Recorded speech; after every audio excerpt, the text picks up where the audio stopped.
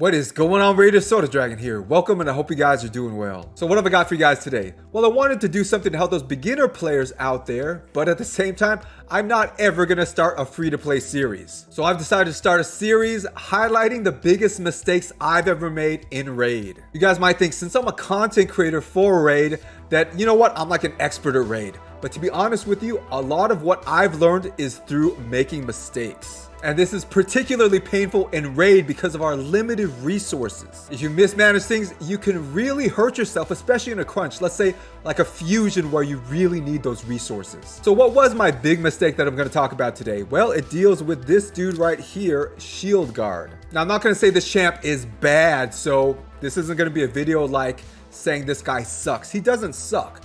But that being said, I think this guy is way too overhyped. I can't believe people use SHIELDGUARD and God in the same sentence. This dude ain't no god, and every endgame player knows it. But this is where I think it's important to talk about this, because I think it's newer players that could get the misconception that this guy is like godly. So for those newer players out there that have heard that this guy is like OP, he's godly, he's broken, he's the first champ you should 6-star, I would disagree. Here's the thing, you can almost make anybody in this game look super awesome if you put really good endgame gear on them. And so when you see people put their endgame gear on SHIELDGUARD and you see the things that SHIELDGUARD can do, which we'll talk about, yeah, sure, it looks impressive. But for a newer player who this is targeted to, do they have that endgame gear? It's one thing to say this guy can perform pretty well with hardcore endgame gear. It's another thing to say this guy can perform pretty well with beginner gear. And no, this guy does not perform pretty well with beginner gear. So this is the conundrum. Since this guy is targeted to beginner players, they won't have the gear to make him shine. But if you're actually at the point where you have that endgame gear, then you don't need this guy at all. He doesn't perform any special utility, especially for mid to end game players. Now guys, I know what this sounds like. It sounds like I'm saying, well, all you guys that believed in SHIELDGUARD out there, all you guys are like dumb. You don't understand Raid. And I'm so much better because I wasn't fooled. I knew SHIELDGUARD sucked from the start. But guys, that is completely wrong. Remember, this is a video about my mistakes, the mistakes that I actually made on my account. So when I'm talking about this guy, I mean a mistake for me. I fell for the SHIELDGUARD beginner's trap. That's why I'm warning you guys. Don't make the same mistake that I did. Actually, I should probably say mistakes, plural. Guys, check this out. Not only did I make one mistake with SHIELDGUARD, but I made 3 of them. Yes, guys, I have 3 level 60 SHIELDGUARDs. 3 of them. It's pretty insane. Early on in Raid, I completely bought into the hype. I thought SHIELDGUARD was like completely OP, completely broken, God tier. He was like a legendary in uncommon clothing. And to this day, this remains one of the most embarrassing mistakes I've ever made in Raid. Now guys, to be clear, I'm not saying that my mistake was making more than one 6-star level 60 SHIELDGUARD. I'm saying my mistake was making any 6-star level 60 SHIELDGUARD. Just to clarify, I don't think this guy is worth 6-starring even one time. If you really like him, yeah, you can make him 5-star level 50, but keep him there. Don't rank him up anymore, because at least when he becomes obsolete, you can use him as a chicken. And if you play this game enough, he becomes obsolete really fast. So let me get into a few issues with this dude. And the first issue is that SHIELDGUARD is supposedly better than all the starters. So he's better than Gayla, Kayle, or Elhane. And as the argument goes, this guy should be your first 6-star, not the starter character that you picked. But I would actually argue all of the starters are better than this guy, and they should be your first choice to 6-star over a SHIELDGUARD. So Elhane here is really good against enemy waves in particular because she has 2 AoEs. And when you farm her level in the campaign, not only are you getting speed gear, but potentially you're getting extra copies of rares of that faction that you can put into the Guardian faction system to further empower her. Next up, guys, got Kayle, and she's going to be your early game Fire Knight specialist with a triple hitting A1 with Weaken on it. Plus, if you farm her factions stages in the campaign, you can potentially get other rares of her to strengthen her in the faction Guardian system. Or you can get lifesteal gear, which is really good for early game accounts. Next up, guys, got Kayle, which many would consider the best starter in the game. Why is this? Because not only does he have a hard-hitting AoE, he has both strong and weak versions of poisons, which makes him a boss killer. So he is really good in the early game for bosses, in particular with those poisons that do percentage-based damage. Now, if you farm his factions stages in the campaign, you're not gonna get anything special, just crit rate gear. Not really that useful, maybe early on, but honestly, it's not that great. But you can get Spirit Host, and she's really good. She's another rare that cleanses and puts a block debuff. So that can be useful, but honestly, his faction isn't the most useful to farm. So lastly, guys, we got Gayla here, and he's kind of like a jack of all trades. You can kind of use him anywhere. So he has double hitting A1. So yeah, useful against somebody like the Fire Knight. It's not like a single hitting A1, right?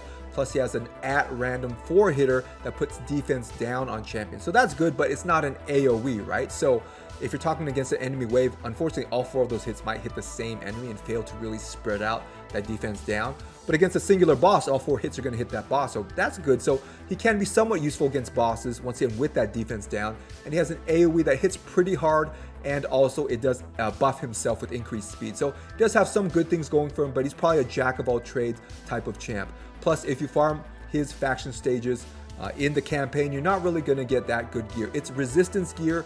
Does it have some use? Yes, it does, but not too much overall utility, I would say. For certain bosses, or if you're doing certain arena battles, yeah, you might want to build up the resistance on certain champions, but I say it's not the most useful type of gear, especially to a beginner account. So guys, just to reiterate, I think all of these starters are better than Shield Guard. Therefore, I would pick any of them to 6-star first before Shield Guard. And like I said before, I would never again 6-star a Shield Guard, not even one. I think Shield Guard is a beginner's trap that I fell for 3 times. That is why I'm telling you guys, I'm warning you guys, please don't fall for the same thing I did. Now here are the stats for the Shield Guard that I'm going to use for this test. Now just take a look for a second. Now he's in lifesteal gear, just to let you know. Do these stats look like they're super awesome? They're probably not super awesome, right? They're good stats, but they're definitely higher than what a beginner would be able to put on their Shield Guard, right? So I have my Shield Guard in better than beginner gear, but remember, the beginners are who Shield Guard is targeted to.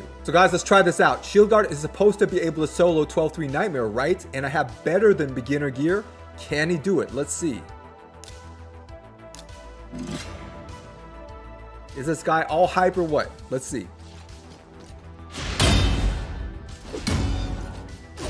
Okay, everyone else is dead. That's to be expected. Come on, Shield Guard. Come on. Come on. Make it up. Make it up. Come on. Making up a little health. No, he can't do it. What's the lesson here? With better than beginner gear, I'm talking plus 3k defense, 223 crit damage, 100% crit rate, or close to that. Even with those stats that a beginner could not reach, no, this guy cannot do 12-3 Nightmare. But you guys might be saying, well, what if somebody has endgame gear, right? They can just put their endgame gear on the Shield Guard and then solo 12-3 Nightmare. And my question would be, if someone actually has endgame gear on the account, they actually farm those endgame dungeons enough to have endgame gear, why would you actually need this guy? So one thing this guy can do pretty easily, at least with the gear I have, is 12-3 Brutal. So we're gonna watch that. Now, I would recommend, you know what, if you have the good gear for it, like gear strong enough to do this, just put that gear in your starter. No need to 6-star this guy. Just use your starter with that same gear, and you should be able to do exactly the same thing that you're seeing here, which is just clear 12-3 Brutal. Solo pretty much.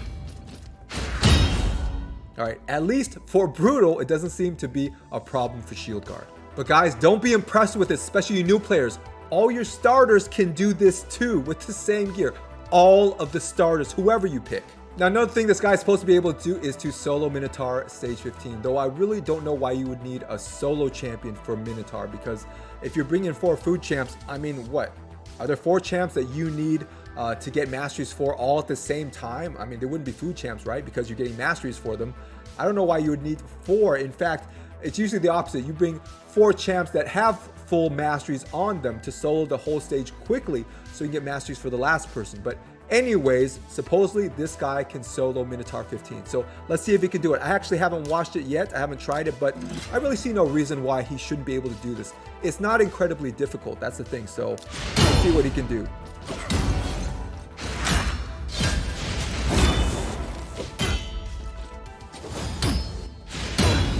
Come on, Shield Guard. Alright, you got yourself back. That Faceless is wrecking him. Come on.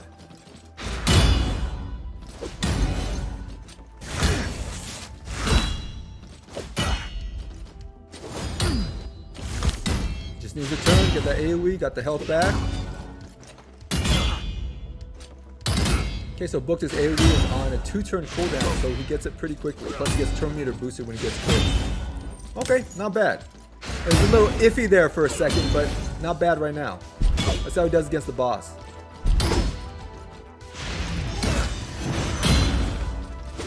And the AoE really gets his health back.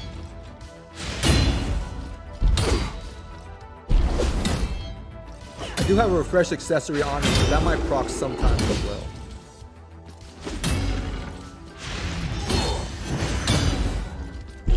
Oh yeah, so he has a passive that he removes a debuff from himself at the start of every turn, so the hex just goes away. Yeah, I think he can do it. The hex will just go away. He removes one random debuff at the start of each of his turns. It's actually a pretty cool passive. He'll probably be able to do this, but it looks like this is going to take a while. And once again, why would you want to solo the Minotaur?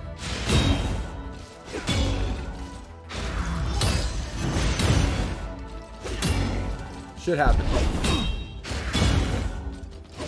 Alright guys, I'm going to speed this up.